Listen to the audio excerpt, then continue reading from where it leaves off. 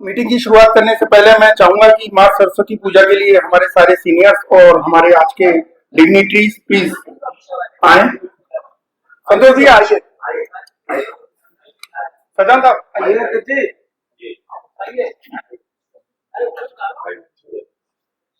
अशोक शैलेंद्र जी से जरूर करा दो आज, कल इनके एसएससी क्या कर रहे हो आज ही हम आज इनका नाम करवाया है कि बड़े वकीलों ने सच्चान का नाम छोड़ दिया।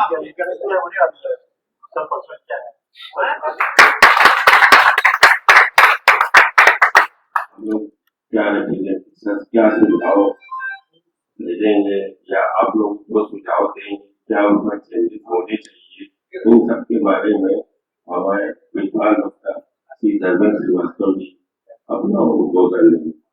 विशेष रूप से हमारे मॉडरेटर उसमें दीप कुमार मिश्रा जी की सहयोगी होंगे।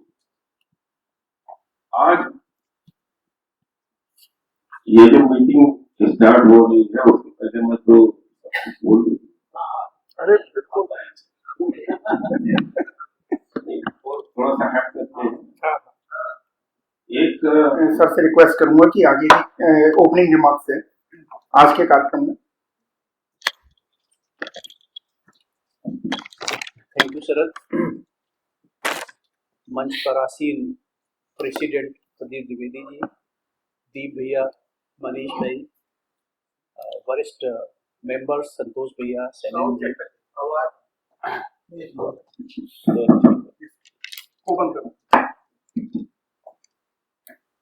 आज हम सब एकत्रित हुए हैं कि जो यूनियन बजट 1 फरवरी को आया, उससे पूर्व बहुत सारी हम लोगों की आकांक्षाएं थी कि ये चीजें यूनियन बजट में इनकॉर्पोरेट की जाए, घोषित की जाए। और लास्ट जब हम लोगों ने मीटिंग किया था तो बड़ा अच्छा एक फॉर्मेट दीप जी ने डेवलप किया कि हर मेंबर ने अपने सुझाव दिए थे और वो हम लोगों ने एक जगह नोट भी कर लिए थे कि क्या क्या सुझाव थे, और उसमें इनकम टैक्स भी था, जीएसटी भी था। तो निश्चित रूप से बहुत सारी चीजें इनकॉर्पोरेट हुई होंगी यूनियन बजट में, बहुत सारी चीजें छूट गई। आज वो चीजें हैं कि कौन कौन सी चीजें छूट गई हैं, और हम लोग एक प्रयास तो कर ही सकते हैं कि उनको एक जगह संकलित करके और उचित फोरम में उसको भेजा जाए। उसके 2 फायदे होते हैं। एक तो फायदा ये रहता है कि प्रोफेशनल होने के नाते हमारे कहीं ना कहीं दिमाग में ये चीजें रहती है कि ये लॉ की प्रॉब्लम है, ये व्यवहारिक प्रॉब्लम है जिसका समाधान होना बाकी है।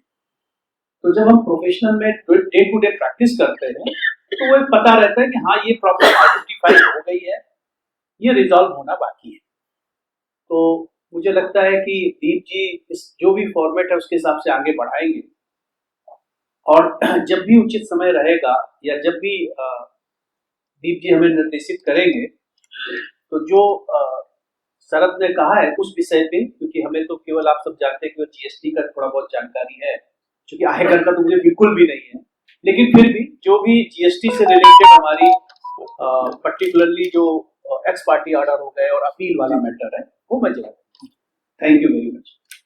श्रीवास्तव जी, संस्था के उपाध्यक्ष मनीष श्रीवास्तव जी, महामंत्री सर सिंघल जी एवं सभागार में उपस्थित पूर्व अध्यक्षों में अपने शैलेंद्र सचान जी, संतोष गुप्ता जी, अन्य वरिष्ठ सदस्य एवं प्यारे भाई, जैसा कि हम लोगों ने 23 दिसंबर को प्री बजट मेमोरेंडम के लिए किसी तरह का कार्यक्रम किया था, ये उसके बाद की कड़ी है।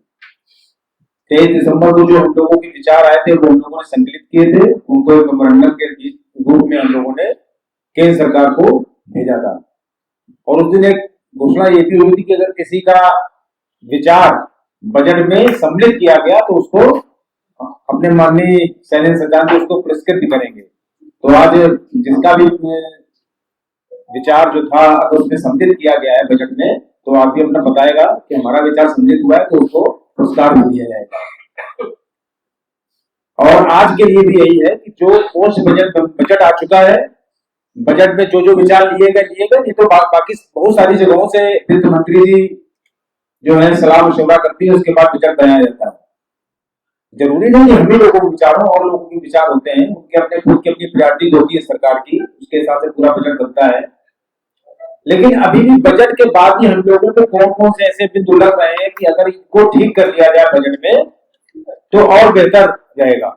एक तो ये चीज, दूसरी कोई चीज की बिल्कुल छूट गई कोई चीज और वो होनी ही चाहिए, बजट में आनी ही चाहिए थी और नहीं आई, उसको भी हम लोग फिर से कह सकते हैं ना। तो इस तरह के दो बिंदुओं पर हम लोग आज अपना फिर से विचार लाना चालू करेंगे। और जैसे कि उस दिन किया था कि सब लोगों को बोलना है, जिसमें सब लोगों को अपने अपने विचार रखने हैं, मतलब कोई भी व्यक्ति छूटना नहीं चाहिए। हमारे तरफ से तो नहीं छूटेगा, बाकी भाई कोई भागना चाहेगा तो उसको कोई रोक नहीं पाएगा। तो आज हम शुरुआत करें संतोष भाई साहब से। पहली बात पहले इनकम टैक्स की पहले भी हमने जो बात कही थी कि 16A में जो पिछला जो सेक्शन था 2061 वाला 1961 वाला, तो उसमें जो है हमने कहा था कि स्टैंडर्ड डिडक्शन की जो है लिमिट बढ़ाई जाए। वही आज भी कह रहा हूँ कि नया जो बजट आया है 2025 वाला, उसमें भी 1 लाख कराया था। इसी मेरा नाम विनोद सिंह चान है। पिछली बार हमने जो है सजेशन दिया था कि 2A GST में 2A फॉर्म और 2B फॉर्म में से कोई भी एक रखना चाहिए, और हालांकि वो इस बजट में नहीं, उसको स्वीकृति दी गई है। दूसरा एक हमारा नया बिंदु ये है कि जो भी नोटिसें हैं डिपार्टमेंट की, वो ऑनलाइन ना भेज करके मैनुअल भेजी जाए तो ज़्यादा अच्छा रहेगा, क्योंकि उसमें जो भी मेल आईडी वगैरह पड़ी रहती है तो व्यापारी लोग उसको चेक नहीं करते हैं। तो मेरे विचार से जो नोटिस हैं जितनी भी हैं वो सब जो है मैनुअल भेजी जानी चाहिए संबंधित पते पर। Thank you. प्रवीण भार्गव है, मैं एडवोकेट हूँ।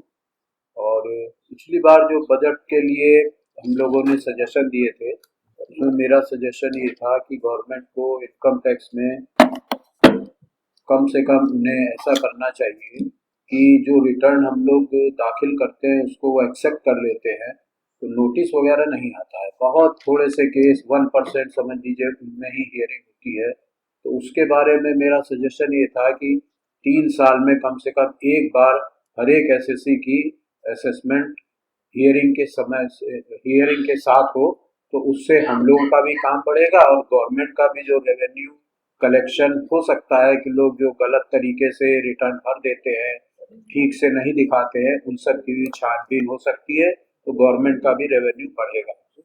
लेकिन हमको लगता है कि गवर्नमेंट कुछ इस विचार की है कि स्यू मोटो आदमी जो भी चीज़ भर दे उसको वो एक्सेप्ट करने में ज़्यादा उनको सहूलियत महसूस हो रही है, और वो ये सोचते हैं कि हमारा रेवेन्यू तो बढ़ ही रहा है, इसलिए हम ऐसा क्यों करें। एनीवे, हो सकता है थोड़े समय बाद गवर्नमेंट इस बात को एक्सेप्ट करेगा और रिटर्न भरने के बाद उसमें हियरिंग की कोई ना कोई प्रोविजन जरूर डालेगा। अब बजट आ चुका है। बजट में एक्चुअली में क्योंकि नया इनकम टैक्स एक्ट 2025 को लेके ही बना है बजट, तो इसलिए बहुत कुछ नई चीजें तो सजेस्ट करने की नहीं थी, क्या नए कोई चेंजेस करने की जरूरत पड़े। तो इसलिए हम तो यही सोचते हैं कि जो नया 1 तारीख से 1 अप्रैल से जो बजट नया बिल आएगा उस पे ही सारी चीजें कार्रवाई होगी, और उसमें अगर कोई प्रॉब्लम महसूस होगी तो वो अगले सालों में उसको या विद इन पीरियड कोई ना कोई अमेंडमेंट के थ्रू उसको ठीक किया जाएगा। इसके साथ साथ एक चीज और हम चाहते हैं कहना कि अभी तो नहीं, लेकिन ऐसा है कि कोई एक डिस्क्लोजर स्कीम जरूर आनी चाहिए, क्योंकि सोने चांदी में दाम इतने बढ़ चुके हैं, लोगों के पास बहुत कुछ है इसका एक्यूमुलेशन, उस चीज को आदमी ने ठीक से अपनी रिटर्नों में या अपनी इनकम में नहीं शो कर पाता है, तो इसलिए कोई ना कोई डिस्क्लोजर स्कीम अवश्य आनी चाहिए। हो सकता है अभी बजट में ना आए, लेकिन बजट के बाद गवर्नमेंट इस चीज को कंसीडर कर सकती है। एक चीज और है कि 500 रुपए के नोट जो है उसके बारे में भी कभी कभी बातचीत आती है कि शायद गवर्नमेंट इसको भी मतलब चेंज करेगी और फिर से कुछ करेगी। तो मोदी जी इस तरीके के हैं कि उनके बारे में कुछ प्रिडिक्ट नहीं किया जा सकता कि कब क्या एक्शन ले लें। वो तो रात को 8 बजे कहते हैं कि 12 बजे से नोट बंद हो जाएगा। हो सकता है इसी तरीके का कोई कदम वो इस 500 रुपए के नोट पे भी उठा सकते हैं। Thank you. कुमार गुप्ता, आप सभी लोगों का हार्दिक स्वागत अभिनंदन करता हूं। आज तो मैं प्रमुख रूप से धर्मेंद्र भैया को सुनने ही आया हुआ कि हम लोगों के ज्ञान जो रहते हैं वो धर्मेंद्र भैया से बड़े प्रज्वलित होते रहते हैं और धर्मेंद्र भैया से हम लोग बड़ा एक अपने को आत्मबल भी मिलता रहता है। हमारा केवल एक सजेशन ये है कि बहुत सारे हमारे जैसे जीएसटी में है भैया 17, 18, 18, 19 फर्स्ट अपील फाइल नहीं हो पाई। और अगर हमारे अपने इस मंच के द्वारा अगर एक हम लोगों को ये दे कि अगर उन लोगों को फर्स्ट अपील फिर से फाइल करने का, चाहे वो 15 दिन का समय हो चाहे 20 दिन का समय हो, एक निर्धारित समय दे दिया जाए जिससे कि वो फर्स्ट अपील फाइल करके उसका निर्धारण किया जा सके। अभी क्या है कि अगर फर्स्ट अपील फाइल करते हैं तो वो रिजेक्ट होनी है, फिर ट्रिब्यूनल जाना है। तो अगर उस पीरियड के लिए अगर ऐसा संभव हो सके तो उचित रहेगा। मेरा अपना जो सजेशन है। धन्यवाद सर। मैं जगदीश कुमार साहू, एडवोकेट, टैक्सेशन की प्रैक्टिस करता हूँ। मैंने अभी तुरंत फरवरी अभी 1 फरवरी से जो तंबाकू और इसमें टैक्स लगा हुआ है वो उसमें सजेशन ये देना चाहूँ कि जब हमारा इनपुट आउटपुट बराबर ही रहेगा तो उसको लिखने की जरूरत नहीं होनी चाहिए। इससे गलती होने की संभावना ज्यादा है।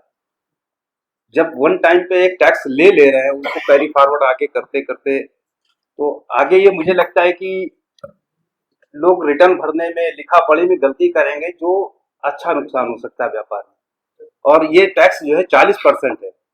देखा जाए तो व्यापार में कहीं ऐसा कुछ नहीं है। 40% तो एक माल की अगर मूल वैल्यू रखी जाए वही, तो जितने का व्यापार उतने का टैक्स।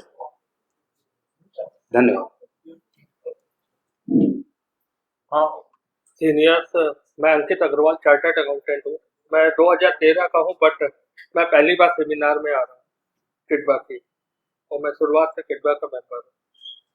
मैं इसके लिए कहूँगा बजट के लिए कि अभी हमेशा ये बात होती है कि जीएसटी तो हम लोग की मजबूरी है पे करना कंज्यूमर वे में, बट इनकम टैक्स बहुत ही कम लोग पे करते हैं। और फॉरेन के देशों में, चाहे ऑस्ट्रेलिया हो चाहे कनाडा हो, वहाँ पे 40% मैक्सिमम स्लैब है इनकम टैक्स की। इंडिया में चलो उससे तो कम है, बट इवन दो लोग एस्केप करते हैं। तो मेरा तो यही रहा गवर्नमेंट से कि अगर वहाँ पे लोगों को प्रिविलेज मिलती है, जो भी लोग टैक्स पे करते हैं, यहाँ कुछ नहीं मिलता। यहाँ पे इनफैक्ट जो लोग टैक्स पे कर रहे हैं उनको बियर करना पड़ता है और फ्रीबीज दी जाती है जो कुछ नहीं करते हैं, और जो देश के ऊपर बर्डन है। और हमारे पॉलिटिशियन इस तरह से देते हैं जैसे उनका खुद का पैसा हो। तो कायदे से गवर्नमेंट को जो भी टैक्स पे कर रहा है उस अकॉर्डिंग उसको प्रिविलेज देनी चाहिए, किसी भी रूप में। चाहे तो उसको सब्सिडी देनी चाहिए अपने चाइल्ड एजुकेशन में, चाहे किसी भी रूप में, हेल्थ में देनी चाहिए। तो मेरा तो यही बस यही कहना था। बहुत बढ़िया। निगम साहब। मैं स्वरूप निगम, एडवोकेट सर, और बहुत बहुत शुक्रिया, धन्यवाद देते हैं दीदी का, धर्मेंद्र जी का, सबका, जिन्होंने हमें आमंत्रित किया। मेरा सजेशन ये पहले भी था कि ग्रीवेंस सेल पे जो है, जो रेक्टिफिकेशन के लिए और जो पेंडेंसियां हैं उनको जो है ये सजेशन जाना चाहिए, वो पेंडेंसियां खत्म करे गवर्नमेंट।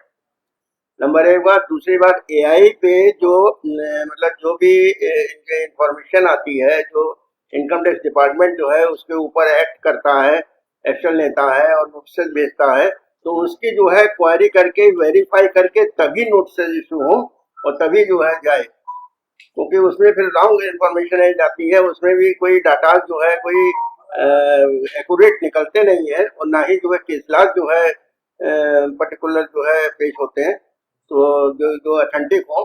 तो इसलिए उसमें सजेशन यही है कि उसको जो है रेक्टिफाई करके और जो है वेरीफाई करके तब भेजें। धन्यवाद। मैं ये कहना चाहता हूँ कि इनकम टैक्स जो पुराने असेसमेंट रहे हैं, कुछ 2008, 9, 9, 10, 11 आई थिंक, उन टाइम पे लोग मैनुअली रिटर्न दाखिल करते थे और चालान जमा करते थे। अब वो लोग जब से कंप्यूटराइज हो गया, ऑनलाइन हो गया, 11, 12, 12, 13, 13, 14, अब उनके वो अपडेट नहीं किए गए इनकम टैक्स में, उनको अभी भी वो पेनलाइज कर रहे हैं इनकम टैक्स वाले, डिमांड जारी कर रखे हैं। अब उनके पास कोई कागज नहीं है, तो इतना साल पुराना कोई रखेगा नहीं कि 7, 8, 8, 9 का 9 के वो ये बेचारे वो अपना जो चालान जमा करते, चालान रिसीप्ट हो उनके पास। अब उनके पास कोई आंसर देने के लिए जवाब भी नहीं है कि अपने डॉक्यूमेंट हमारे ये थे भाई। आप 10 साल 12 साल बाद जब कंप्यूटराइज आपने किया तब उनको पेनलाइज कर रहे हैं, डिमांडें उनकी खत्म नहीं कर रहे हैं, तो उनका क्या रास्ता नहीं हो सकता है, या उनको माफ करें। अपने पास भी तो प्रूफ होगा, अपने पास तो प्रूफ नहीं है, मान लीजिए वो चले गए। उनका यही कहना है कि अपने पास इतना पुराना प्रूफ नहीं है। मुश्किल है ढूंढना, और वो लोग जो है पुरानी डिमांड उन्होंने अपलोड कर दी है। आप कहीं अभी पुरानी डिमांड अपलोड अभी कुछ मैटरों में मैंने किया था, उनके पास कुछ कागज थे तो मैंने किए, उसमें इनकम टैक्स डिपार्टमेंट ने 4 बार ऑर्डर किए, 4 बार ऑर्डर किए, और ये कहा कि रिफंड निकलने वाला है, ये मिलने वाला है, और अल्टीमेटली ये हुआ कि अगर उनका 27,000 का रिफंड है तो एक बार 14,000 किया, एक बार 13,000 करना चाहिए, तो वो 13,000 का हिसाब ना करके वो मिक्सअप करके बाद उन्होंने फिर 17,000 का एक्स्ट्रा किया। अब उनको कौन बताया कि तुमने एक्स्ट्रा किया, लेकिन 3 साल में कंटिन्यू उसके ऊपर लगा रहा था, उन्होंने पैसा दिया। तो जो बेचारे लोगों के पैसे अभी उनकी जो रिफंड एडजस्ट करे ले रहे हैं इनकम टैक्स डिपार्टमेंट, ये मनमानी कर रहे हैं। आपने ऑटोमेटिकली कंप्यूटराइज कर दिया, लोगों को 80,000 90,000 रुपया वो डिमांड अभी भी कर रहे हैं, हमारी कंसल्ट भी नहीं ले रहे हैं, ये तो मनमानी कर रहे हैं। कोई सजेशन दे हैं? अरे तो डिमांड तुम्हें जारी कैसे कर दी, डिमांड तुम्हें जारी कैसे कर दी? आपस में वो नहीं करना है, बस सबको अपनी राय रखनी है। हमारा कहने का मतलब है उस टाइम में आपने कोई नोटिस नहीं दी, आपने घर में नोटिस भिजवाते, उनको कम्युनिकेट करते कि आपका डिमांड निकल रहा है 2 साल बाद, 3 साल बाद, 4 साल बाद। आप अल्टीमेटली 7 जो अपना आपका क्राइटेरिया है कि ये नहीं, आपने कोई एक्सेप्ट नहीं की, तो सर उसके लिए तो जीएसटी के बारे में कहना चाहता हूँ कि जो 2A, 2B और 8A 3 आईटीसी को मिलान करने के लिए देते हैं। एनुअल रिटर्न में 8 से आ रही है, ए से आ रही है, और 2B 3B आ रही है। एक चीज को प्रिस्क्राइब कर दें जिससे कि हम लोग उसको बेस बना करके सबमिट कर पाए, या 2B जारी कर दें जिसको हम लोग परचेज की डिटेल वेट के हिसाब से फिर सबमिट कर सकें, तो जो हमारे पास बिल्स है उसके एक्यूरेट के हिसाब से हम लोग क्लेम कर पाए। 3 फार्म है, तीनों जगह पे अलग अलग डाटा आता है, वो कंफ्यूजन क्रिएट करता है, उसके लिए जो कोई समाधान लेने की कोशिश करें। धन्यवाद। Kumar Gupta, chartered accountant. धन्यवाद दीप जी और धर्मेंद्र जी का जो ये पोस्ट बजट का सेशन रखा है। एक्चुअली क्या है, देखिए, जो मेरी राय है, गवर्नमेंट जो है इस समय ये कहते हुए कि हम डिस्प्यूट खत्म कर रहे हैं, पेनाल्टी की जगह फाइन पे चल रहे हैं। ये भारतीय संविधान में नागरिकों का विशेष वो है, मतलब कि आप किसी को अटका देना नहीं चाहते हो, कि आप कोई चार्ज लगाना चाहते हो तो वो अपनी बात कह ले। जैसे एक सबसे बड़ा उदाहरण अभी बजट में इन्होंने पास किया है कि टैक्स ऑडिट में एक दिन भी लेट हो गए तो 75,000 रुपए जमा करिए पहले फाइन, फिर आप टैक्स ऑडिट सबमिट कर पाएंगे। 1 महीने बाद 1.5 लाख रुपए, जबकि ये ऑलरेडी पेनाल्टी लग रखी थी, वो आप लगा नहीं पा रहे थे, वो आपकी गलती थी। और लगाओगे तो शोकास करोगे, हो सकता है कि रीजन जो है वास्तविक हो, सही हो, तो पेनाल्टी कैसे लगा दोगे? अब सुनने का अधिकारी खत्म कर, सीधे फाइन। जैसे जीएसटी में हर चीज में केवल आप फीस लगा रहे हो, ऐसे इसमें भी शुरू कर दिया आपने। ये आगे चल के बहुत दिक्कत करने वाला है हर सेक्शन में। गवर्नमेंट बिल्कुल इस पे लग गई, इसको रोकना चाहिए सबको, सारे एसोसिएशनों को, चाहे इसलिए सड़क पे आना पड़े। क्योंकि आप किसी पर पेनाल्टी लगाना चाहते हो या किसी पर फीस लगाना चाहते हो तो उसको सुनो तो, भाई उसकी गलती है, जानबूझ के किया गया कोई अपराध है तो लगाइए आप। हो सकता है कि वो बीमार हो गया हो, कोई भी रीजन हो सकते हैं, तो आप बिना सुने और फिर सीधे पेनाल्टी 75,000 की, जैसे बाकी फाइन लगाया जा रहा है तो पर डे की लगती है कि आप एक दिन लेट हो 100 रुपए पर डे, 200 रुपए पर डे। एकदम से एक दिन लेट हो गया किसी वजह से वो, तो सीधे 75,000, 1 महीने लेट हुआ सीधे 1.5 लाख रुपए। तो हमारा कहना अपनी ठीक है, जो लेट फीस के प्रोविजन इतने हार्ड ना रखे जाए और पेनल्टी पे ही जाए। पेनल्टी बनाए जिससे कि एसएससी अपनी बात कह सके आगे जजों को, आगे दूसरे फोरम पे। अगर वो सही है तो उसको छोड़ा भी जाए। तो मैं इसको चाहता हूं कि इसको बहुत मजबूती से उठाना चाहिए हम लोगों को अभी, वरना आगे चल के और भी जो प्रायोरिटी के प्रोविजन है वो इसी में तब्दील हो जाएंगे सब। बिल्कुल धन्यवाद जी। नमस्कार, मैं एडवोकेट आनंद से। एक दो पॉइंट जो थे वो धीरे धीरे कवर हो गए, लेकिन मैं चाहता हूँ कि जो नई रिजीम और पुरानी रिजीम अब चल रही है, तो कोशिश करके अब एक रिजीम को गवर्नमेंट को खत्म कर देना चाहिए, पुरानी वाली को। एक सुझाव ये है। पुरानी वाली खत्म और एक है 44 एडी क्या हुआ? एक 44 एडी में जो एंट्री हो जाती है और फिर वो 3 साल या 4 साल के लिए वापसी नहीं हो पाती है, तो मैं चाहता हूँ अगर कोई 44 एडी में मैक्सिमम टैक्स दे रहा है तो उसको ये रहना चाहिए कि वो वापस आ जाए। इसकी पोर्टल खोलने पे जैसे कुछ फाइलें आई हैं जिसमें आरसीएम पे मुझे जमा करना है और 23, 24 या 22, 23 का उसमें आरसीएम में दिख रहा है कि 50 रुपए मुझे जमा करने हैं। उसको किस हिसाब से हटाएं? और यह बहुत सी आईटीसी रिक्लेम में माल आगे पीछे होता था तो उसकी रिक्लेम में पड़ रही थी, तो वो भी दिख रही है कि रिवर्स आपकी आईटीसी क्लेम दिख रहा है, उसको किस हिसाब से खत्म किया जाए इसके बारे में, क्योंकि उस टाइम का रिटर्न तो भर नहीं सकते हम। तो वो चीज बहुत चीज हो रही है क्योंकि कई पार्टियों की वजह से दिख रही है। जैसे भी आनंद ने कहा कि आनंद सिंह जी ने कहा कि एक ही रिजीम रहनी चाहिए, ओल्ड रिजीम को खत्म करना चाहिए और न्यू रिजीम को लागू करना चाहिए। उसी को आगे बढ़ाते हुए मैं ये कहना चाहूंगा कि न्यू रिजीम में भी चैप्टर 6 के रिडक्शन जो मिलते थे पुराने रिजीम में वो हमें मिलने चाहिए। एटीसी हो, एटीडी हो, एटीई हो, एटीई हो, सारे रिडक्शन जो हमें ओल्ड रिजीम में मिलते थे वो हमें नई रिजीम में भी मिलने चाहिए। दूसरा ये कि न्यू रिजीम में डेप्रिसिएशन कैरी फॉरवर्ड नहीं कर सकते, अगर आपका लॉस है तो उसको भी कैरी फॉरवर्ड करने का हमें न्यू रिजीम में भी मिलना चाहिए। और मैं ये कहना चाहूंगा कि कैपिटल गेन में, जैसे लॉन्ग टर्म कैपिटल गेन में शेयर्स पे 12.5% टैक्स पहले 10 था, फिर 12.5 कर दिया, शॉर्ट टर्म में 15 था, 20 कर दिया, जबकि पहले इस पे कैपिटल गेन नहीं था और उसकी जगह ये एससीटी लेकर आए थे कि कैपिटल गेन अगर आप नहीं दे रहे तो ये एससीटी दे दीजिए। अब इन्होंने क्या किया, एससीटी भी बढ़ा दी, कैपिटल गेन भी बढ़ा दिया, तो उससे लोगों को बहुत दिक्कतें आ रही हैं, लोग इन्वेस्टमेंट नहीं कर पा रहे हैं। आजकल वैसे भी शेयर मार्केट आप देख ही रहो, हाल बुरे चल रहे हैं, लोगों को लॉस ही हो रहा है। उसके अलावा टैक्स का बर्डन कितना ज्यादा और उन्होंने कर दिया। तो एक ये भी बहुत ध्यान देने की जरूरत है सरकार को, फाइनेंस मिनिस्ट्री को हमारी, ताकि हमारा कम से कम जो FIIs के इन्वेस्टमेंट आते थे जो अब नहीं आ पा रहे हैं, जिससे हमारा मार्केट भी थोड़ा नहीं चल पा रहा। तो ये सारी चीजें बहुत ध्यान देने वाली छोटी चीजें हैं, मगर इस पे सरकार को जरूर ध्यान देना चाहिए। तो मैं बस यही कहना चाहूंगा। धन्यवाद। देखिए, जैसा कि था कि मैंने पिछली बार भी कहा था कि जो हम लोग के असेसमेंट होते हैं उनमें तो लिमिटेशन होती है कि ये साल के अंदर आपको केस करना है, और जो हमारे यहाँ अपीलें हैं उसमें हम अपील फाइल करते हैं तो मालूम पड़ता है कि 5 साल तक नंबर ही नहीं आ रहा है, पुरानी अपीलें पड़ी हुई है। तो मेरा सुझाव ये है कि जैसे कि असेसमेंट लिमिटेशन बनी हुई है उसी प्रकार से अपील में भी इसका वो कर दिया जाए कि लिमिटेशन बांध दिया जाए, 1 साल या 2 साल। जब हम अपील दाखिल करते हैं उसके 2 साल के 1 साल के उसका निस्तारण कर दिया जाए, ये बहुत जरूरी है। क्योंकि होता क्या है, असेसमेंट तो हो जाता है, डिमांडें खड़ी रहती हैं। जैसे अभी आपने बताया कि आपकी डिमांडें खड़ी है पुरानी, तो उसी बारे में ये कहना चाहता हूँ मैं कि जैसे आपने कहा कि सब फर्जी नोटिस निकाल दी जाती है, तो उसके तरीका ये है कि आपके पास कोई कागज नहीं है, डिपार्टमेंट के पास आप लिख के दीजिए पहले कि साहब आपने नोटिस निकाली है, इसका हमें आप प्रूफ दीजिए। रिकॉर्ड उनके पास भी नहीं होगा, तो जब आप लिख के देंगे तो डिपार्टमेंट भी कुछ नहीं कर पाएगा, और अल्टीमेटली क्या होगा कि आपकी डिमांड रिकवरी नहीं होगी और उसको ड्रॉप करनी पड़ेगी।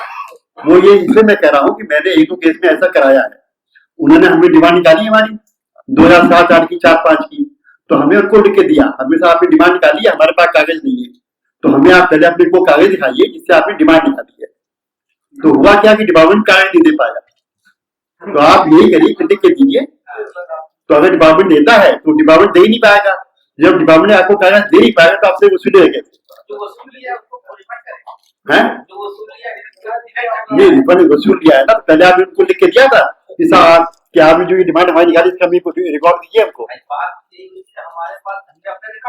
हाँ, किसी के सामने फेस होने से पहले अपनी मजबूती कर ले। हाँ, हाँ। हमने देखा हमारे पास कोई कागज नहीं, अब हम क्या करें, डिमांड हमारी खड़ी है। हाँ, हाँ। चलो हमने कहा कोई बात नहीं, हमने कहा कि पड़ी रहे तो कोई बात नहीं। अब जब हमारा रिफंड निकला 1 लाख रुपए का, हाँ, हाँ। तो ये वो 90,000 पहले काट लिया, या अभी भी बाकी है जो नहीं तो आप अभी भी कर सकते हैं, अब हम कर आप उनको लिख के दीजिए आप कि साहब जो आपने हमारा वसूल किया एडजस्ट किया है, इसका हमें आप डॉक्यूमेंट दीजिए, आपने हमारा कैसे एडजस्ट किया उसके पेपर दीजिए। और डिपार्टमेंट दे नहीं पाएगा, और जो डिपार्टमेंट दे नहीं पाएगा तो आपका स्टैंड करेगा, आप जीत जाएंगे, कोई आपको रिफंड हो जाएगा आपका। और दूसरा मेरा कहना यह है कि जो बात हो रही है नई पुरानी रिजीम की, तो मेरा भी सुझाव इसमें यही कि एक ही रिजीम रहनी चाहिए, क्योंकि क्लाइंट आता है हमसे 2-2 बार वर्किंग कराता है कि नई में कितना आ रहा है, पुरानी में कितना आ रहा है, फीस उसको उतनी देनी है, तो हम लोग की मेहनत डबल हो जाती है। तो सुझाव ये है कि एक ही रिजीम रहनी चाहिए। धन्यवाद।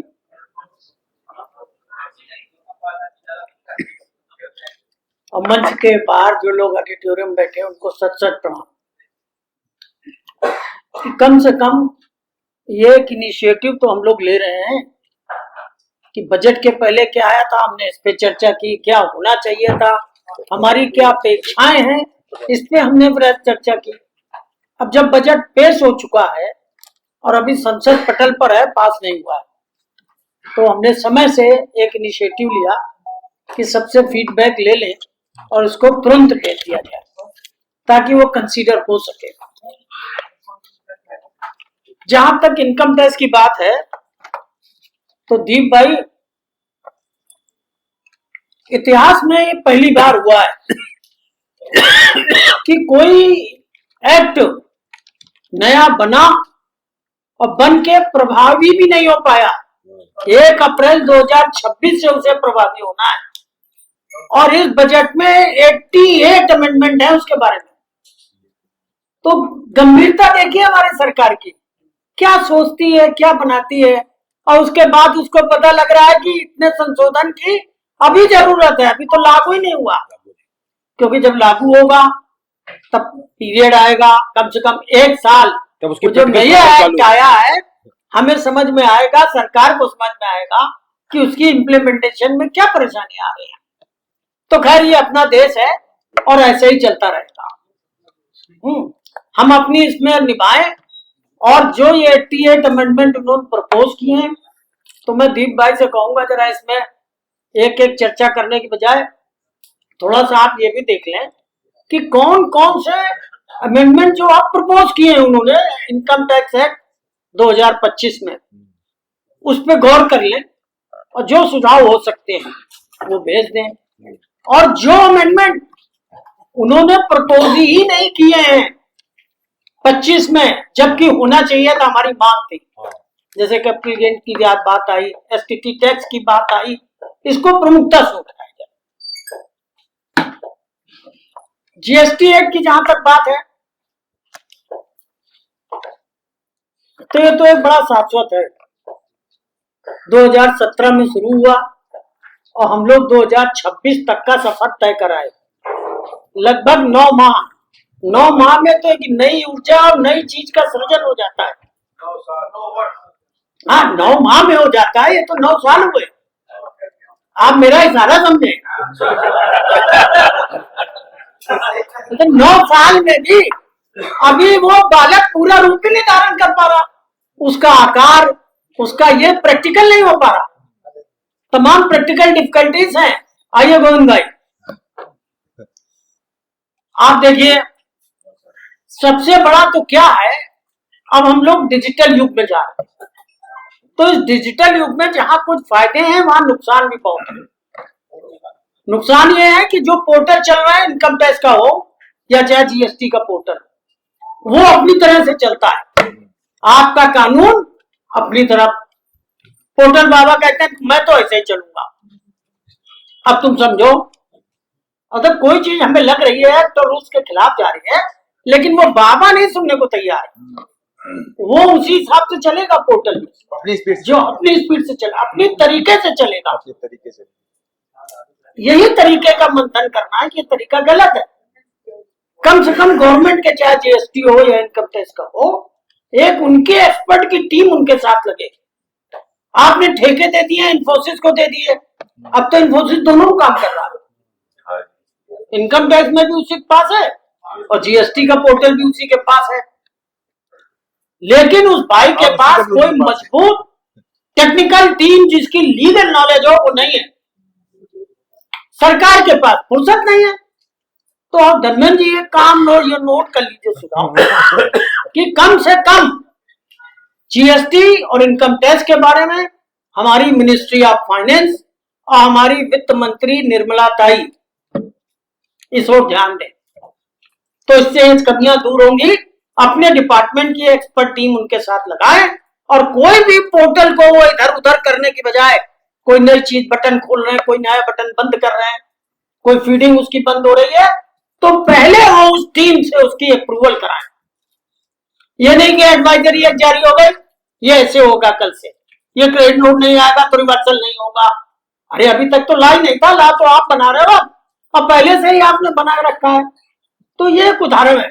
तो सुझाव ये है नंबर 1 कि कम से कम जीएसटी की और इनकम टैक्स की जो पोर्टल चले वो जब तक अप्रूवल ना हो जाए, इनकी अपनी एक टेक्निकल टीम बोर्ड बना दे, वो सीबीडीटी बना दे, तब उसको जीएसटी काउंसिल तो है लेकिन उसकी एग्जीक्यूटिव टीम ना बना दे, तब तक वो ना कहिए जाए पोर्टल उसमें कोई भी अमेंडमेंट ना करे अपने आप बिना, तो इससे कुछ कमियां दूर हो जाएंगी। फिर पोर्टल की खामियां दूर की जाए, वो दोनों तरफ है। एक रिव्यू किया जाए, फिर से आप रिव्यू करें कि क्या खामियां है जो हम लोग अभी भी बराबर गवर्नमेंट को बताते हैं, धर्मेंद्र जी बताते हैं, हम बताते हैं, आप सब बताते हैं और उनको उसमें लेटर में लिखते भी हैं, लेकिन वो चीजें मूर्त रूप नहीं ले रही। तो इसकी एक रिव्यू किया जाए। इनकम टैक्स का पोर्टल, अरे बैठ जाइए श्रीमान जी, आगे ही बैठ जाओ, जगह है, पीछे न जाओ, आ जाइए सुगोपाल दादा मैदान में आइए ना। इतनी परेशानियां उतनी ज्यादा नहीं है जितनी जीएसटी में। हम लोगों ने मेमोरेंडम में भेजा था, पोस्ट मेमोरेंडम में भी भेज दिया जाए। नंबर 1, सर्वे के समय जो बिजनेस स्टॉक का सीजर है 6767(2) में वो न किया जाए, उससे पूरी व्यापार की गतिविधियां बुरी तरह प्रभावित होती हैं। इसी मंत्रालय का दूसरा एक्ट है इनकम टैक्स एक्ट, उसमें सर्च के समय, सर्वे के समय कोई भी बिजनेस स्टॉक सीज नहीं किया जा सकता। आप उसकी इन्वेंट्री बना लें, उसके बुक से मिलाएं, कम ज्यादा हो तो उसके खिलाफ कार्रवाई करें। हाँ, तो अब ये चीज जीएसटी में नहीं है, तो इस पे लिख लीजिए भैया, इस पे करिए, व्यापार इफेक्टिव होता है। आप फिर आप प्रेशर बिल्टअप करते हैं कि इतना रुपया जमा करो, जो न्यूज पेपर या कुछ पाए आप, उसका तो वेरिफिकेशन बाद में होगा। आप स्टॉक में ही पीछे लग लेते हैं, आपका स्टॉक तैयार नहीं है, इतना डिफरेंस है, इतना जमा कराओ।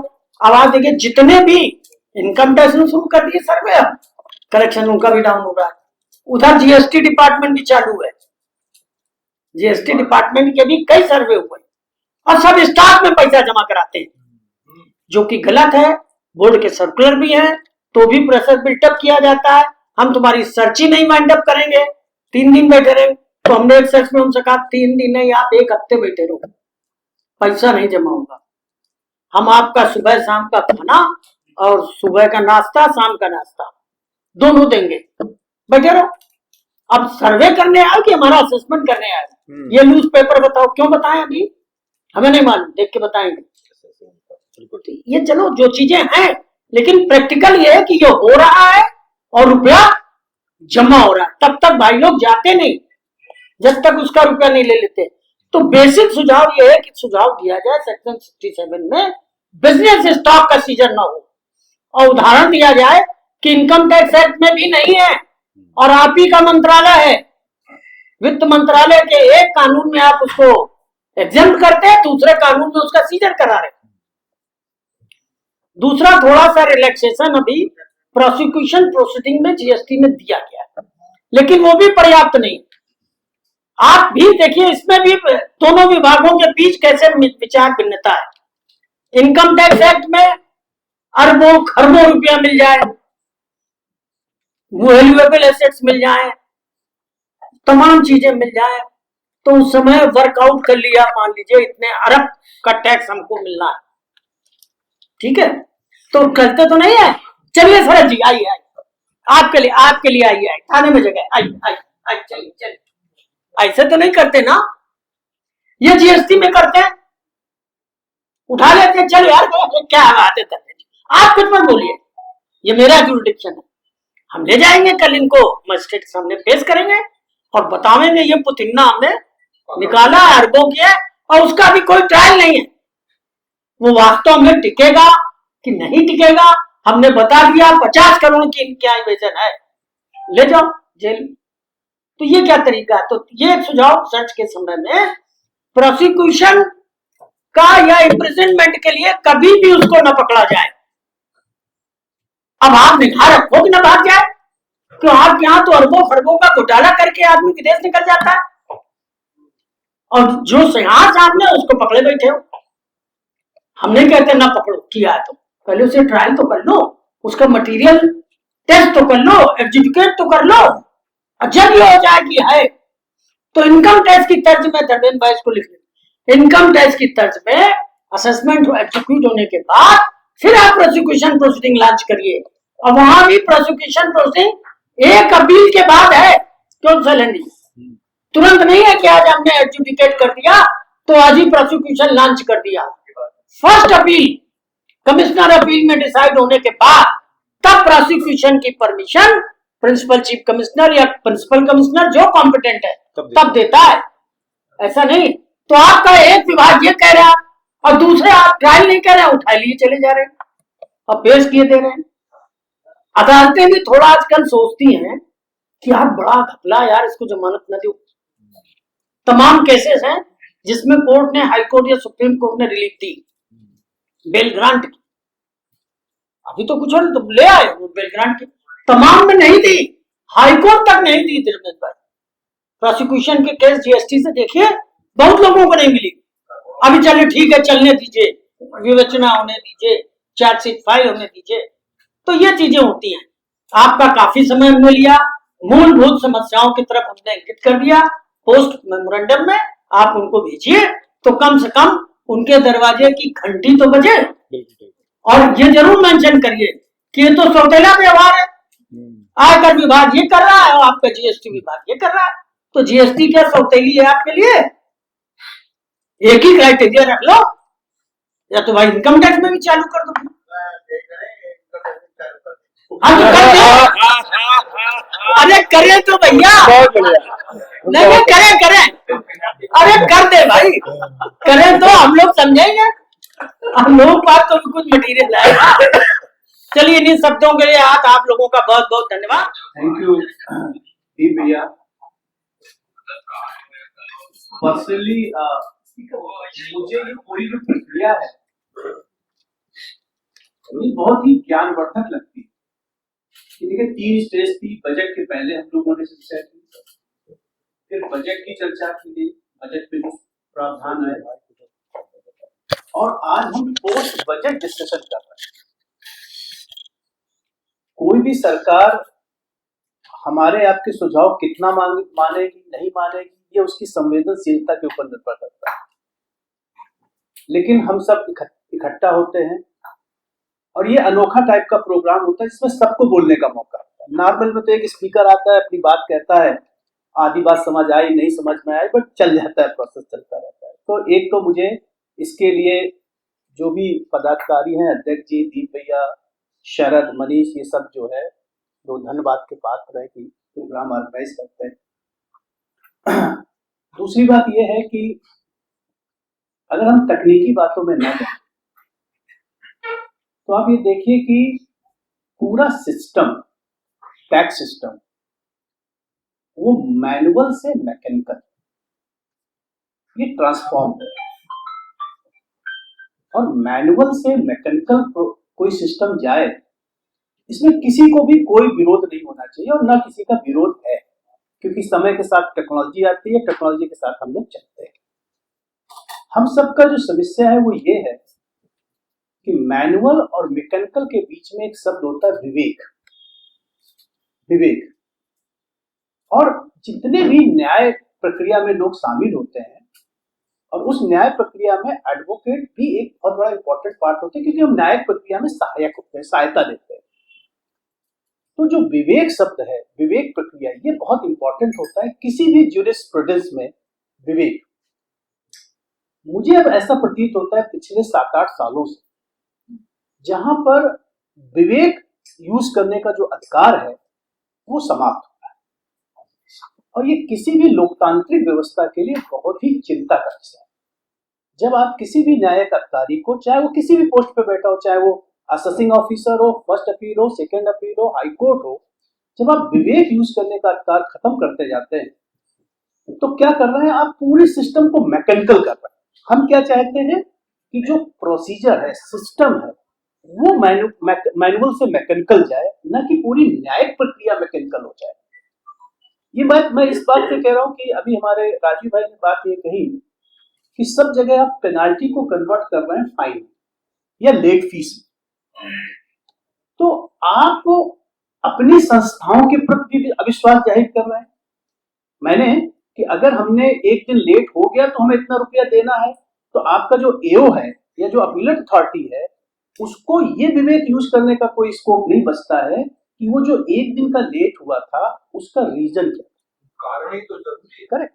और हमारा पूरा ज्यूरिस्प्रूडेंस इस बात पर निर्भर करता है कि सजा, चाहे वो सिविल सजा हो, सिविल फॉर्म में हो या क्रिमिनल फॉर्म में हो, वह इस बात पर निर्भर होना चाहिए कि वो जो चूक हुई या अपराध हुआ उसमें मन स्थिति कैसी थी। क्या हमारी मन स्थिति कल्पिट माइंड था या इनोसेंस माइंड था? और वो जज कोई भी मशीन नहीं कर सकती, वह जज मशीन नहीं कर सकती, वो निश्चित रूप से जो न्यायिक अधिकारी है वो ही कर सकता है।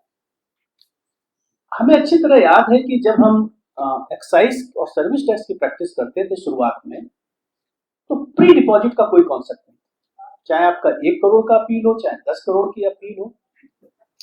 हम लोग एक एप्लीकेशन फाइल करते थे स्टे का, और जो जज होता था ट्रिब्यूनल का, वो हमारी प्रिलिमिनरी आर्गुमेंट सुनता था, पूरा नहीं सुनता था, और वो इस बात पे तय करता था कि आपका जो केस है वो प्राइमा फेसी अगर आपके फेवर में है तो वो ऑर्डर पास करता था कि कोई प्री डिपॉजिट नहीं, अपील एडमिट करिए।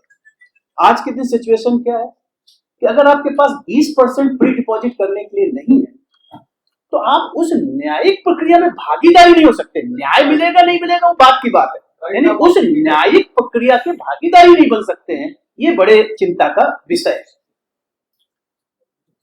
मैंने शुरुआत में कहा था कि मेरी लिमिटेशन ये है कि मुझे चूंकि इनकम टैक्स का ज्ञान नहीं है, तो संतोष भैया और आप सब लोग इतने विद्वान लोग हैं कि आपने उस विषय के ऊपर थोड़ी थोड़ी चर्चा की।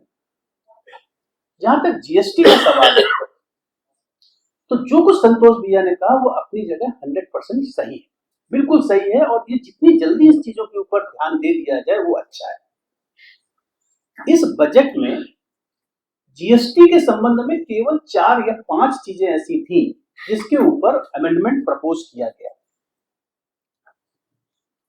अगर सरसरी निगाह से देखें तो एक पहला था 15(3)(b), यानी वैल्यूएशन से रिलेटेड, यानी जब क्रेडिट नोट इशू करते हैं डिस्काउंट का, उसकी प्रक्रिया हम डिटेल में इसलिए ले जा रहे हैं कि बहुत बार सब लोग उसकी चर्चा कर चुके हैं। फिर सेक्शन 34 में हुआ, वो क्रेडिट नोट से रिलेटेड था। सेक्शन 54 रिफंड से रिलेटेड था, बहुत माइनर से चेंजेस थे, बहुत सिग्निफिकेंट नहीं था। नेशनल अपीलेट अथॉरिटी बनाई थी, वो इनका इंफ्रास्ट्रक्चर नहीं डेवलप हो पाया था, इसलिए इसमें कुछ अमेंडमेंट था। आईजीएसटी के सेक्शन 38 में थोड़ा जो ऑर्डर पास हुआ है, इसमें ये amount gross negligence of the assessing officer है, ग्रॉस नेग्लिजेंस ऑफ ऑफिसर। हम तो कई बार ऐसी अपीलें देखते हैं, ऐसे डिस्प्यूट देखते हैं संतोष भैया, जहां पर ट्रांसपोर्टर ने जीएसटीआर 1 फाइल किया और उसमें उसने टिक किया कि सब्जेक्ट टू रिवर्स चार्ज है, नेचुरली वो 3B पे टैक्स नहीं पे करेगा। और ये कानपुर शहर में विद्वान ऑफिसर्स ने वो 1 और 3B का अंतर दिखा करके 18% से टैक्स कैलकुलेट करके ऑर्डर भेज दिया। अब वो जो टैक्स अमाउंट है वो 4 करोड़ है, 3 करोड़ रुपए है, उस मुवक्किल के पास वो 30-35 लाख रुपए का वर्किंग कैपिटल नहीं है कि वो फर्स्ट अपील फाइल करे। रेक्टिफिकेशन के लिए जाइए तो वहां उनका अपना सिस्टम है। अब वो सिस्टम में जिसने गलती नहीं किया उस सिस्टम का पार्ट क्यों बनेगा, राइट? तो पहला जो सुझाव हम लोगों ने दिया था और जिसको नहीं माना गया वो ये है कि जो प्री डिपॉजिट का है ये कम किया जाए। 20% बहुत ज्यादा है। मैं पिछले 3-4 सालों से ये बात कह रहा हूं कि अगर प्री डिपॉजिट का कानून नहीं बदला गया तो ये न्यायिक प्रक्रिया में बहुत बड़ी बाधा है। बहुत सारे ऐसे लोग होंगे जो वो प्री डिपॉजिट नहीं कर पाएंगे, और जब प्री डिपॉजिट नहीं कर पाएंगे तो आप रिकवरी एक डेट के बाद आप रिकवरी स्टार्ट कर देंगे। तो मैं आज आप सबकी सहमति से कुछ पॉइंट्स फिर उनको भेजने की कोशिश करेंगे कि ये प्री डिपॉजिट के अमाउंट को कम किया जाए। दूसरा एक हम लोगों ने सुझाव दिया था कि शुरुआती 3-4 सालों में बहुत सारे ऐसे एसएससी थे जिनका ऑर्डर आ गया पोर्टल पे, लेकिन वो किसी वजह से, मतलब हम ये नहीं कह रहे हैं कि वो गलती हम चार्टर्ड अकाउंटेंट्स की थी, वकील की थी या एसएससी की थी, लेकिन छूट गया। शुरुआती दौर था, अपील नहीं कर पाया वो। तो 17-18 से लेके 21-22, 22-23 नहीं, 17, क्योंकि 22-23 अब शुरू हुए हैं। तो आप सब जानते हैं कि जीएसटी की अपील, ट्रिब्यूनल में अपील फाइल करने का लास्ट डेट सारे केसेस में 30 जून 26 कर दिया गया। इसका मतलब आपके पास ये अधिकार है, आप ये काम कर सकते हैं। अगर कर सकते हैं तो इन सालों के लिए भी एक बार एक एमनेस्टी दे दें। हम एमनेस्टी किसी टैक्स अमाउंट की नहीं मांग रहे, इंटरेस्ट और पेनाल्टी की नहीं मांग रहे, हम सिर्फ ये कह रहे हैं कि एक हमें मौका दे दें ताकि हम अपील फाइल कर सकें, और आपका अपीलेट अथॉरिटी मेरिट्स के आधार पर डिसाइड कर दे, जिससे कि हमें जो हाईकोर्ट भागना पड़ता है ओपन कराना। तो हाईकोर्ट ने मना कर दिया कि हम तो नहीं सुनेंगे रिट पिटिशनर्स इस तरीके के रूटीन के मैटर की। ट्रिब्यूनल आ गया है। अब ट्रिब्यूनल की क्या हालत है वो संतोष भी अच्छी तरह जानते हैं। अभी तो कोई मुझे उम्मीद नहीं लग रही कि 5-6 महीने तक। अभी कल ही मैं मिला था उससे। जी सर। तो उसका अभी उनकी जगह ही नहीं तय है। अभी ऑफिस विभूति खंड में है ना। जी सर। कस्टम कमिश्नर का जी, उसके ग्राउंड फ्लोर पर अगर अब जीएसटी 2017 में आ गया, लगभग 10 साल हो रहा है, कोई भी ऐसा सिस्टम जिसमें आप 10 साल में ट्रिब्यूनल को एक्चुअल रियल सेंस में फंक्शनल नहीं कर पाए, ठीक है। इसके बाद आप में से बहुत सारे लोगों ने हो सकता है ट्राई किया और ट्रिब्यूनल में अपील फाइल करने का। मेरा व्यक्तिगत अनुभव ये है, इतनी कॉम्प्लिकेटेड प्रक्रिया है कि मजाक में मुझे लगता है कि सिस्टम क्या इस तरीके से बना रहे हैं कि कोई अपील फाइल ही ना कर पाए। ठीक है, किसी भी लोकतांत्रिक और लॉजिकल व्यवस्था में न्याय मिलना चाहिए, और उस न्याय को प्राप्त करने का रास्ता इतना कठिन क्यों कर रहे हैं? क्या जरूरत इतना कठिन करने की कि हम अपील नहीं भर पाए, और अपील भर नहीं पाएंगे तो आप फिर क्या करेंगे? टेक्निकल बेसिस पे कहेंगे साहब इसमें ये गलती है, आप रिमांड बैक करेंगे। रिमांड बैक करने के बाद आप सोचिए, अगर मान लीजिए मेरी 10 अपीलें रिमांड बैक हो गई टेक्निकल डिफेक्ट्स के आधार पे, मेरी प्रोफेशनल गुडविल का क्या होगा? मतलब मेरा क्लाइंट ये बोलेगा कि धर्मेंद्र जी जब आप हमारी अपील नहीं फाइल कर पा रहे हैं तो आप हमारी अपील का आर्गुमेंट क्या करेंगे, राइट? तो जो ट्रिब्यूनल में अपील फाइल करने की प्रक्रिया है, चाहे वो हिंदी से इंग्लिश को ट्रांसलेट करने की हो, आप अपील तब तक नहीं फाइल कर सकते जब तक आपको पूरा एक्ट का ज्ञान नहीं हो। हर एक चीज सेक्शन वाइज कोरिलेशन है, राइट?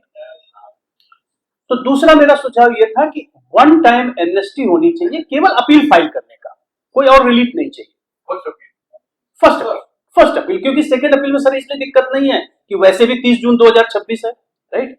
तो हमें तो उन्हीं से क्लू मिल रहा है कि जब आप सेकंड अपील का 30 जून कर सकते हैं तो फर्स्ट अपील का क्यों नहीं कर सकते? आपको कोई लॉ नहीं अमेंड करना है, एडमिन ऑर्डर पास करना है, और वैसे भी जो लोग हैं वो सब हाईकोर्ट जा ही रहे हैं कराने के लिए। तीसरा है 169, service of notice, service of order. आज भी ये हिंदुस्तान जैसे ग्रामीण और सेमी अर्बन और अर्बन इलाकों में जो बटा हुआ है व्यवस्था, उसमें 169 का जो ड्राफ्टिंग है वही गलत है। क्योंकि आप कंप्यूटर को एक केवल माध्यम मानिए, उसको एक साधन मानिए, उसको साध्य मत मान लीजिए कि सब कुछ इसी से हम करेंगे, राइट? ये हो सकता है कि बॉम्बे दिल्ली में बहुत साउंड करता हो कि भाई हर एक चीज ऑनलाइन हो रही है, बच्चे सब चीज हमारी जो व्यवस्था जहां से हम ग्रो अप करके आए हैं, आप पोर्टल पे भी अपलोड करिए, लेकिन पोर्टल में भी अपलोड करिए, ये नहीं कि पोर्टल में ही अपलोड करिए। मेरा ये है पोर्टल में भी अपलोड करिए, पोर्टल में ही मत करिए। जो ट्रेडिशनल सर्विस का तरीका है आप उसको जरूर भेजें, यानी रजिस्टर्ड डाक से भेजें या उसकी फिजिकल कॉपी रिसीव कराएं और पोर्टल में अपलोड कर दें, राइट। बल्कि हमें 2 हाई कोर्ट के जजमेंट्स ऐसे याद आ रहे हैं, साइटेशन शायद मैं ना याद कर पाऊं, जिसमें कोर्ट ने ये डायरेक्शन दिया कि आपका 169 ठीक है, वैलिड है, हम उस पर क्योंकि लॉ मेकर्स ने लॉ बनाया, लेकिन अगर एक्स पार्टी ऑर्डर कर रहे हैं, आप एक्स पार्टी ऑर्डर कर रहे हैं मतलब 2-3 बार आपने सर्विस किया होगा और वो टर्न अप नहीं हो रहा है, तो एक्स पार्टी ऑर्डर पास करने से पहले एक बार मैनुअल तरीके से सर्विस का नोटिस उस एसएससी को जरूर करें। फिजिकल जरूरी, फिजिकल बहुत जरूरी। तो तीसरा जो नहीं माना गया वो यही है कि 169 में आप एक अमेंडमेंट कर दें कि आप जो भी आपका स्टैंडर्ड तरीके उससे भेजें, लेकिन एक्स पार्टी ऑर्डर करने से पहले एक बार नोटिस जो है वो मैनुअल तरीके से आप जरूर करें। जी सर। 2 बार के बाद लास्ट नोटिस थर्ड वो रजिस्टर्ड पोस्ट।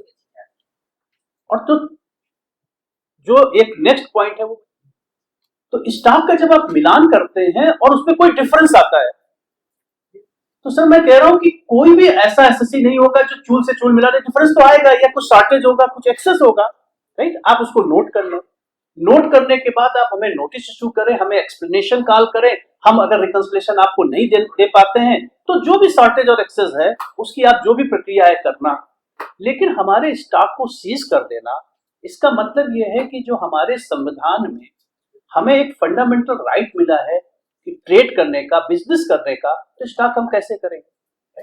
तो स्टॉक सीज नहीं होना चाहिए 67 वाला, ये मुझे भी समझ में आता है। जबकि जितने हाईकोर्ट, पर्टिकुलर इलाहाबाद हाईकोर्ट तो बहुत कम से कम 100 तो ऑर्डर पास किए होंगे कि अगर आपको एक्सेस स्टॉक मिल जाता है तो सेक्शन 130 का भी कार्रवाई करने का राइट नहीं है। उसमें गलत क्या है? जब बेचेगा तब वो टैक्स आपको दे देगा, लेकिन आप सीज कर देते हैं तो उस माल को बेचेगा कैसे वो? तो ये जो कुछ चीजें हैं, इनमें मुझे लगता है कि अगर आप सब सहमत होंगे तो ये 4-5 पॉइंट्स हम लोग पोस्ट मेमोरेंडम में जरूर भेज देंगे। एक किसी सदस्य ने एक पॉइंट उठाया था पान मसाला और तंबाकू। देखिए, कम से कम मेरे जैसे साधारण बुद्धि वाले को ये समझ से परे है कि या तो इस प्रोडक्ट का ट्रेड करना बैन कर दीजिए, खत्म कर दीजिए कि नहीं कोई हिंदुस्तान में पान मसाला और तंबाकू बनेगा ही नहीं, बिकेगा ही नहीं। इतना कॉम्प्लिकेटेड टैक्स लॉ बना देना, इतना कॉम्प्लिकेटेड टैक्स लॉ बना देना।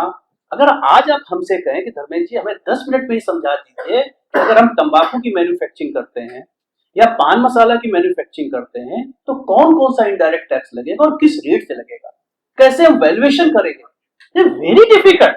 आई मीन कि सर चकरा जाता है। आपको मैं व्यवहारिक रूप से सूरत से लेकर के ऐसा हिंदुस्तान में जितने पान मसाला वाले, एक आध बड़े को छोड़ दीजिए, सब लोगों ने मशीन को बंद कर दिया कि सब हमें नहीं समझ में आ रहा है क्या करना है। रेट टैक्स इतना ज्यादा है कि जरा सी चूक बिल्कुल सही है। तो ये जो तंबाकू और पान मसाला का जो टैक्स सिस्टम है उसको तो सरल करना चाहिए। अब ये लोग क्या करते हैं, लॉ बनाने वाले हर चीज में इस बात पे छिप जाते हैं कि सिन प्रोडक्ट है, सिन प्रोडक्ट है तभी तो आप 40% लगा रहे हैं ना। सिन प्रोडक्ट का मतलब क्या है? बजट में अवैध नहीं है ना, है ना सर? हमेशा होता है सर। देखिए, 2 चीजें होती है, एक सिन प्रोडक्ट और एक इलीगल प्रोडक्ट। सिन प्रोडक्ट का सिर्फ मतलब ये होता है कि उसके कंजम्पशन को बढ़ावा नहीं देना, राइट।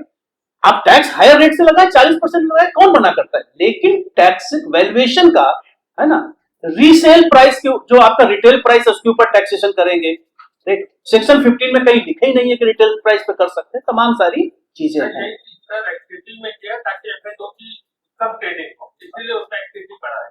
करेक्ट। तो शरद, तुमने एक पॉइंट बताया था कि वो जीएसटी लॉ में एक सेक्शन है 155। There is section 155, there is section 49 and there is section 59। ये 3 चीजें हैं, क्योंकि थोड़ा सा समय में केवल 2 मिनट लूंगा। सेक्शन 49 ये कहता है कि हर रजिस्टर्ड पर्सन अपनी जो लायबिलिटी है वो सेल्फ असेस करेगा. Revenue will not interfere. You will calculate. You should calculate your tax liability and you should discharge and report it. This is section 49. 59. 59 is self-assessment for your output liability. 49 is self-assessment for the ITC. 155 धारा की importance ये है कि वो ये कहता है कि अगर आपने ITC अवेल किया है तो उसकी एलिजिबिलिटी स्टेब्लिश करने का ओनस क्लेमेंट के ऊपर, राइट? ये जो सेक्शन 155 है ये वैट, एक्साइज और सर्विस टैक्स से जीएसटी को अलग करता है. प्लीज अप्रिशिएट कि अगर आपने आईटीसी अवेल किया, आईटीसी रिपोर्ट किया, ओनस किसका है? ओनस क्लेमेंट का है कि वो ये प्राइमा फेसी एस्टेब्लिश करे कि हमारा जो क्रेडिट है वो एलिजिबल. एलिजिबल के लिए हमें क्या करना पड़ेगा? क्या अच्छे वस्त्र पहनने हैं, अच्छा चश्मा पहनना है? Answer is no. There is only section 16 sir. There is only section 16. अगर डिपार्टमेंट आपको ये क्वेश्चन करता है कि जो आपने क्रेडिट लिया है ये एलिजिबल है या नहीं, उसका ओनस हमारा है, बस उतना हमें ध्यान रखना है. करेक्ट. लेकिन अगर वो आउटपुट लायबिलिटी में कोई चैलेंज करता है या किसी और तरीके का चैलेंज करता है तो जो व्यक्ति आरोप लगाता है उसको ये स्टेब्लिश करना रहता है कि उसके आरोप लगाने का आधार क्या है. उसी को हम आरयूडी बोलते हैं, रिलाइड अपॉन डॉक्यूमेंट बोलते हैं. ठीक है. तो जैसे सर ने संतोष भैया ने एक छोटी सी बड़ी अच्छी प्यारी बात कही थी कि अगर मेरे यहाँ सर्वे हो रहा है, शॉर्टेज और एक्सेस मिलता है तो तुरंत टैक्स कलेक्शन करने का कोई अधिकार नहीं. ये तो आरोप है ना.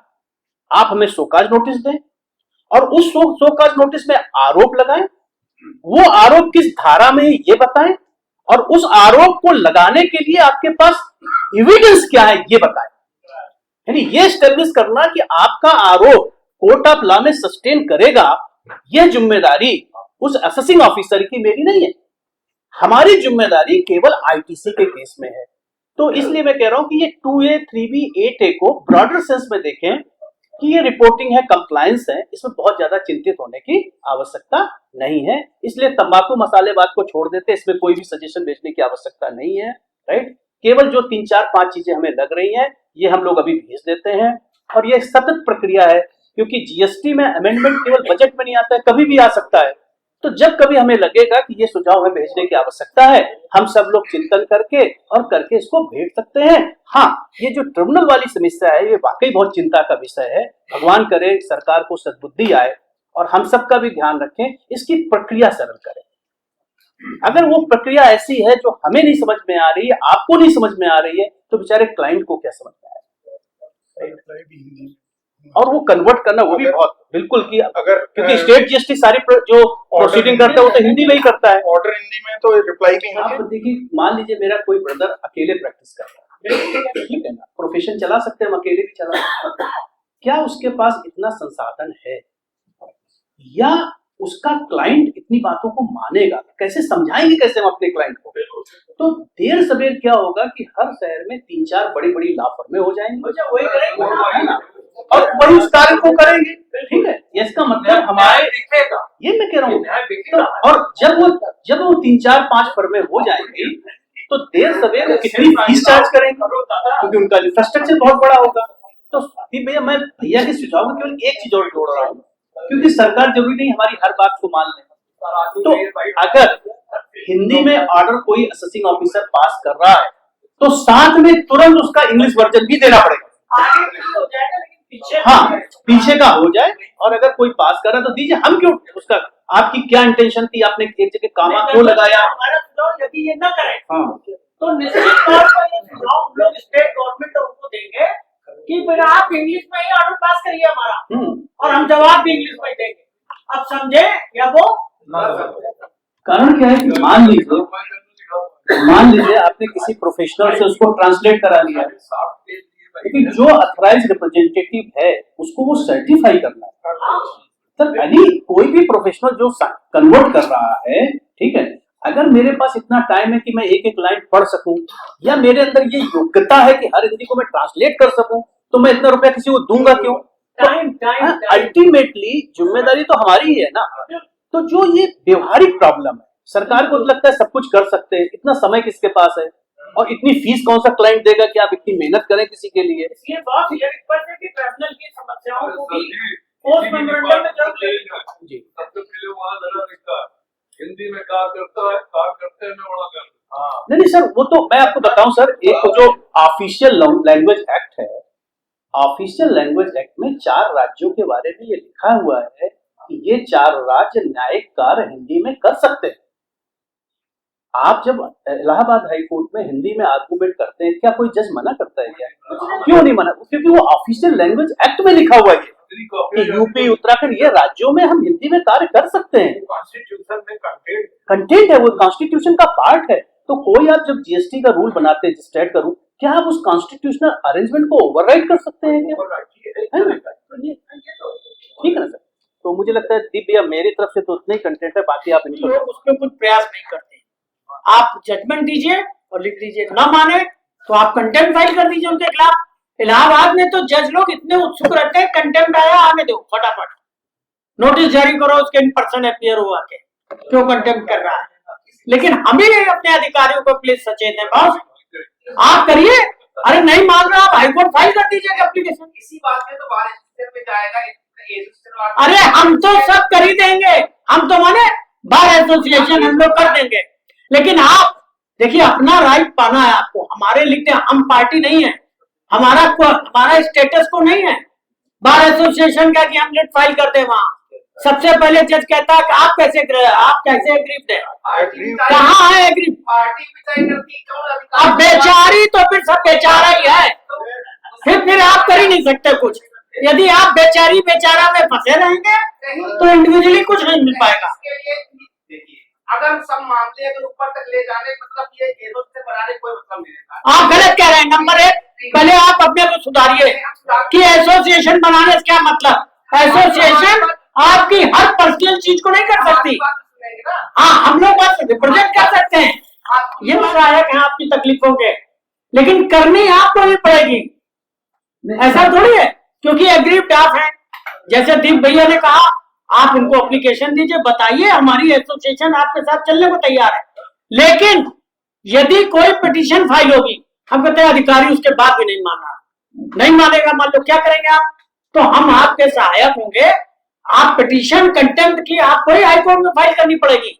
हाईकोर्ट का यदि जजमेंट है, ओबे नहीं कर रहा कोई अधिकारी, तो कार्रवाई हाईकोर्ट तुरंत करेगा। लेकिन जो विकल्प है उसमें जाना पड़ेगा ना। फिर आप सुनिए शिवगोपाल जी, आप ये शब्द मत इस्तेमाल करिए एसोसिएशन क्यों बनी है। एसोसिएशन आपके लिए बनी है। अब ये थोड़ी कि एसोसिएशन आपका ऑफिस का काम करेगी, आपके किए हुए काम में सहायक होगी। लोग की समझ आप वकालत करने के तैयार, लड़ने के तैयार, आपका क्लाइंट बैक हो जाता है। आप 99% क्लाइंट ही आपका वापस नहीं आता है। आप लोग किसके लिए?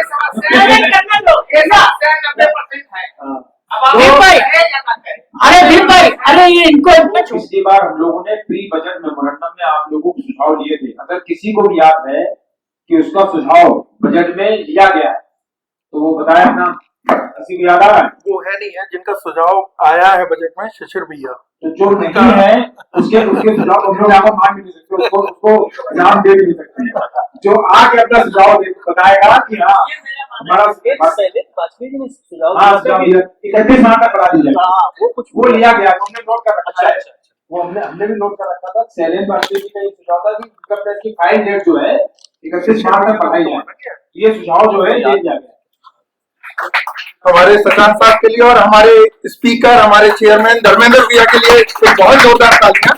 जिन्होंने इतनी अच्छी तरह इंटरप्रेट किया कि हमें क्या क्या आगे प्रतिवेदन भेजने हैं, और वो सारे ही बहुत अच्छे हैं। अगर ये शामिल होते हैं, फिजिकल नोटिस हुआ या जो भी भैया ने बोला है, तो भैया को हमारे सम्मानित करने के लिए मैं राजीव गुप्ता जी से रिक्वेस्ट करूंगा कि कृपया मंच पर आए।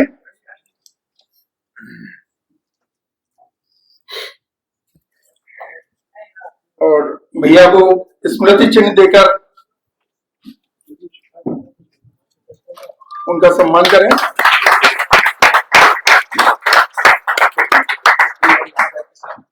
देव भैया, moderator of this session, president sir, हमारे धर्मेंद्र भैया, चेयरमैन ऑफ दिस सेशन, महामंत्री ji, and on the dais, senior members, सभी को मेरा बहुत बहुत नमस्कार। आज बड़ा हेल्दी डिस्कशन हुआ पोस्ट बजट पे। सबने कुछ न कुछ इस बजट में, पोस्ट बजट में सबने अपना अपना कुछ अपनी बात कही है कि उनका प्री बजट में नहीं आया तो पोस्ट बजट में कुछ उनकी रिकमेंडेशन को माने सरकार। बट हमारे चेयरमैन साहब ने एक क्रक्स वर्ड कहा है, सरकार की संवेदनशीलता। ये एक ऐसा वर्ड है, हम चाहे जितने प्री बजट या पोस्ट बजट मेमोरेंडम भेजते, सरकार हमारे उस रिकमेंडेशन या हमारे उस पे कितनी संवेदनशील है, ये इस पर डिपेंड करता है कि कितनी भी संवेदनशील है कि वो उसको इनकॉर्पोरेट करेगी कि नहीं करेगी। इसका सबसे अच्छा जो है एग्जांपल ये कहेंगे कि सरकार जब भी प्री बजट हमारे बजट प्रोजेक्ट होता है, उसमें एक प्री बजट हलवा सेरेमनी होती है। सभी को पता है हलवा सेरेमनी होती है। सिर्फ हम चाहे जितने टन चीनी भेजते, चाहे शुगर भेजते, लेकिन सरकार को ही, सरकार या हमारे फाइनेंस मिनिस्टर जो हमारी ताई हमारे संतोष भैया कहते हैं, वही उसको बता सकती है कि वो हलवा मीठा होगा। ये कभी नहीं पता चलता कि वो सादा है कि मीठा है या कैसा। हम चाहे जितना भेजते, सरकार की संवेदनशीलता है कि वो जो हलवा है वो ज्यादा है कि सबको बटेगा कि नहीं बटेगा। ये एक ऐसा इवेंट है तो सरकार की संवेदनशीलता हम चाहे जितने भेजते हैं। इसके लिए एक सूर्यलाल द्विवेदी जी का एक कविता थी, जिसकी लास्ट लाइनें मैं पढ़ के आपके सामने जो कोशिश करने और याद आ रही है, कोशिश करने वालों की कभी हार नहीं होती। हम लोगों ने प्री बजट मेमोरेंडम में भी बहुत बढ़ चढ़ के हिस्सा लिया और पोस्ट बजट में भी सबने हमारे शैलेश सचार ने सजाद सर ने आज बताया है मुझे, तो आई थिंक जो स्कीम एंड नॉट स्कीम को करने के लिए और हमारे अपील की टाइम में संतोष भैया ने बड़ी डिटेल में जो है पोस्ट बजट में जो है आपकी रिकमेंडेशन दी है। और आई थिंक हम सभी को शुभकामनाएं देते हैं कि ये जितने भी रिकमेंडेशन है सब लोग सब एक्सेप्ट हो जाए और शैलेश आजाद जी ये फिर ना कहे कि नेक्स्ट मीटिंग में मैं इसको जो है करूंगा। ऐसा नहीं होगा। सभी को आज ये बहुत ही सराहनीय प्रयास है हमारे मॉडरेटर साहब का, चेयरमैन सर का, प्रेसिडेंट सर का, पूरी टीम का और आप सभी का भी। इस पोस्ट बजट मेमोरेंडम में आप सभी यहाँ पे आए और इस मॉडल को सफल बनाया। अब आज के होस्ट है हमारे नहीं, आज हमारे होस्ट है ये अमिताभ सिंह जी है। कहाँ पे है? हाँ, आप भी अपनी बात कहना चाहेंगे? इसकी हमारे